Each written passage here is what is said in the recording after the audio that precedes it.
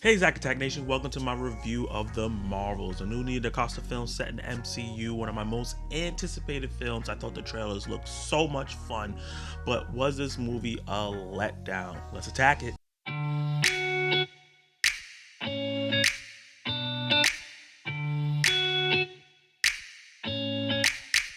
The Marvels is a unique movie in the MCU, one that we haven't seen before because this is a sequel to Captain Marvel, a direct sequel to the events that happened at the end of that film. But time has passed, a lot of time has passed. Obviously, Infinity War, Endgame, and everything we haven't gotten to see that's happened to Carol that they address in the film, but also ties into the Miss Marvel show. So it's kind of a direct sequel to the events of that, while also kind of being a direct sequel to some of the events that happened in WandaVision. So if you are not caught up on all the different things that's happened in each of the shows and movies, you may be a little bit lost. If you don't watch the shows at all, you won't know who Kamala is, and you won't know who Photon Spectrum. They didn't really give her name. Monica Rambeau is that much. You might remember her from Captain Marvel, but she's all grown up now. So if you're really a hardcore fan and you've been enjoying all the projects of Phase 4 and 5, or at least most of them at least, you'll be able to jump right into this film without any problems because the film doesn't start slow. It dives right into the story. We get right into the action with the new threat that's on board. I'm not too sure how to say the villain's name. I think it's like Daban or something like that, but it's played by an actress that does a really, really good job of playing the villain that they did. It made her very sympathetic. I understand her motivations. She almost didn't feel like a villain, just someone that was trying to help her people, but do it the wrong way, which we've kind of seen in the MCU here and there with Vulture, Thanos, Killmonger. Villain here is a driving force and a direct representative of something that Captain Marvel did in the first film and something that we didn't get to see her do in the second film.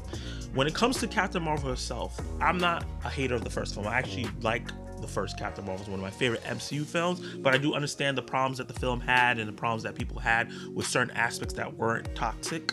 And I think that they improved on many of those things here in terms of giving Carol the opportunity to be more of a person that's relatable. In the first film, she had amnesia. She was taught to not show her emotions. She was supposed to be a stoic warrior, and that was the point of the film, her getting out of that. And we're seeing her here being more of a human here and going away from the Kree brainwashing, but still trying to figure out all the different things that's going on with her brain. She's not fully there yet, which I think is an interesting aspect for the character.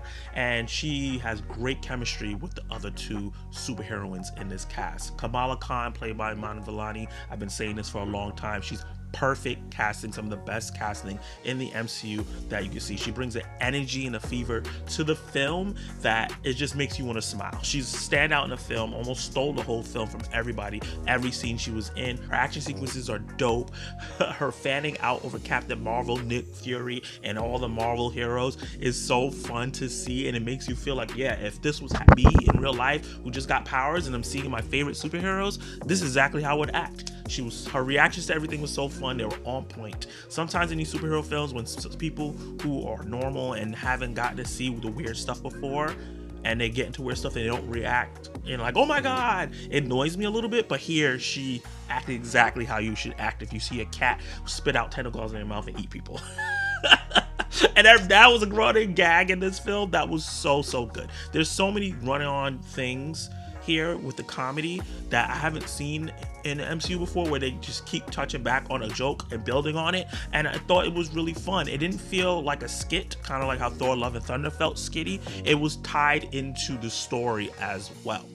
Monica Rambeau, fantastic. She is more the straight man here, where she has this tension with Carol, but she's the science bro. She's the one that's more scientific and trying to get the plans together and get everything done while also still having fun. She still has fun. She's not the wet blanket of the group. She still knows how to have fun in the moments that she's supposed to, but she is the more serious one of the three.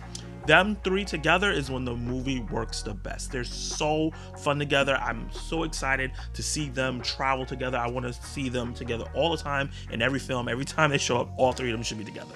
The action sequences, I gotta give credit to Nia DaCosta.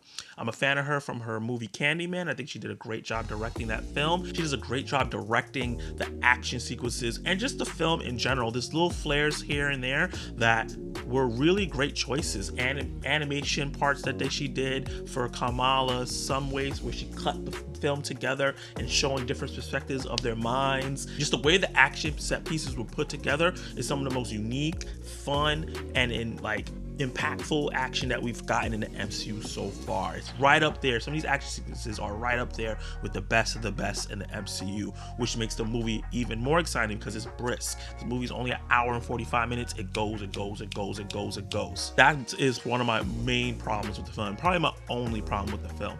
While I do think the emotional beats that they touched on here were really good and they executed them pretty well, I think the movie is too short and breezes by certain things too fast. And it causes certain things that you feel like should be a story arc or a storyline to be mentioned, but then doesn't come back fully towards the end of the movie. And it feels like this movie was edited by the producers, by Marvel, by Disney, to be a shorter film to get more showings, because the shorter your movie is, the more showings you'll have throughout the day.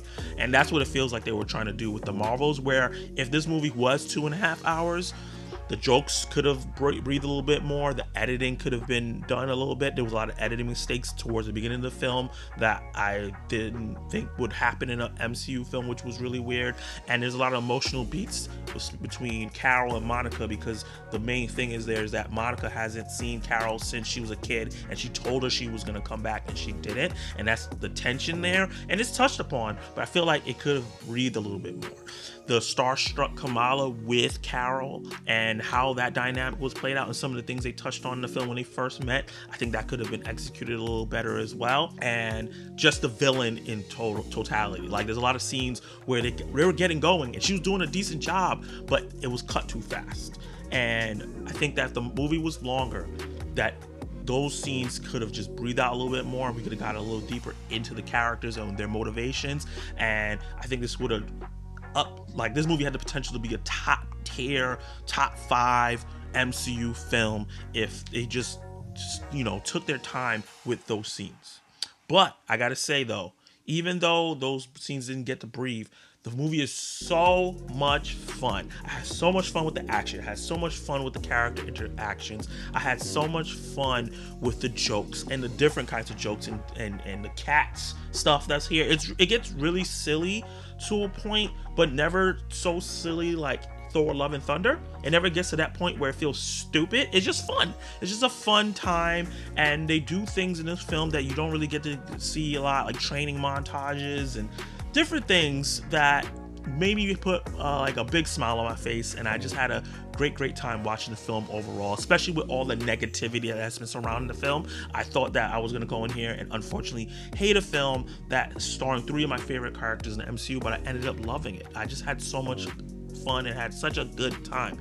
Yes, the movie could have been greater. It could have been a top tier film. It could have been more gritty if they wanted to be more gritty. But at the end of the day, a movie with Kamala Khan in it and a Carol that's trying to open up theme of found family, but in a different way than the Guardians of the Galaxy, where there are a bunch of rascals. This is just someone that's isolated and coming in contact with 2 people who have family. I think that dynamic worked really well. So with that said, I really love the Marvels. I had so much fun with it. I think it's a film that should be seen on the big screen because the action set pieces are theater worthy. It's bright, it's colorful, it's fun, it's funny.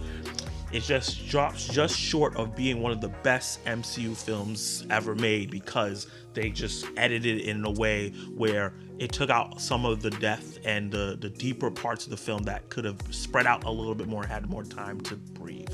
So with that said, I'm going to give the Marvels a B. So Zach Attack Nation, did you like it? Did you hate it? What would you rate the Marvels personally if you have seen the film already? Drop all those comments down below. Please be respectful as best as you can. I know that a lot of people have some toxic thoughts about this film. I don't want those in my comment section. If you have not seen the film yet, and based on my review, are you going to go check it out? Let me know in the comments below as well. If you're very curious, there's certain things that happen at the end of the film that are so dope. Hopefully you don't get spoiled. Like the video, get this video popping, attack that subscribe button so you can join the Zach Attack Nation as well, and hit the notification bell so you can be notified of my reviews, reactions, live discussions, and much, much more. You can watch more of my content right now.